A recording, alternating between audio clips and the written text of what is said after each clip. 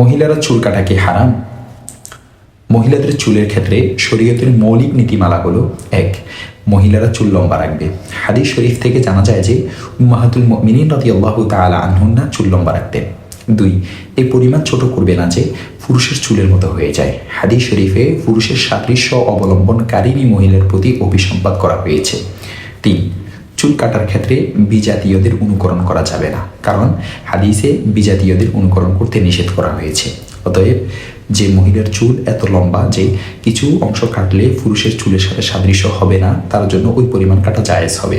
পক্ষান্তরে যার চুল তত লম্বা নয়, বরং অল্প কাটলে কাজ সমান হয়ে যাবে এবং পুরুষের বাবরি চুলের মতো দেখা যাবে, তার জন্য অল্প করেও কাটার অনুমতি নেই। তবে জটিল অসুস্থতার কারণে চিকিৎসার প্রয়োজনে অভিজ্ঞ ডাক্তারের পরামর্শে চুল ছোট করা বৈধ এবং চুল ছোট করতে পারবে, এমনকি জরুরতবশত কামানোর অনুমতি রয়েছে। তবে সব অবস্থায় ফ্যাশনের অনুকরণ করা থেকে বিরত থাকা জরুরি। উপরোক্ত মূলনীতির আলোকে মহিলারা তাদের চুল খাটো করতে পারবে। দেখতে পারেন সহিহ বুখারী 2 নং খণ্ড 874 নং পৃষ্ঠা, জামিউ তিরমিজি 1 নং খণ্ড 103 নং পৃষ্ঠা, সহিহ মুসলিম 1 নং খণ্ড 148 নং পৃষ্ঠা, তাকমিলায়ে ফাতহুল মুলহিম 1 নং খণ্ড 472 নং পৃষ্ঠা।